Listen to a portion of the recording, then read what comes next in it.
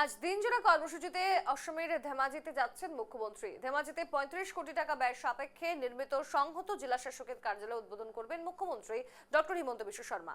এরপর ৩.৬৫ কোটি টাকায় নির্মিত ধেমাজির এসএসপির নতুন কার্যালয় উদ্বোধন করবেন মুখ্যমন্ত্রী। ধেমাজির দেউরি বিলে ৩২,০০০ মানুষকে জমি পাট্টা প্রদান অনুষ্ঠানে অংশ নেবেন অসমের মুখ্যমন্ত্রী ডক্টর হিমন্ত বিশ্ব শর্মা। প্রত্যেক দিন বিভিন্ন প্রান্তে বিভিন্ন জেলায় যাচ্ছেন অসমের মুখ্যমন্ত্রী। আজ তিনি থাকবেন ধেমাজিতে। একাধিক কর্মসূচি রয়েছে দিনজোড়া।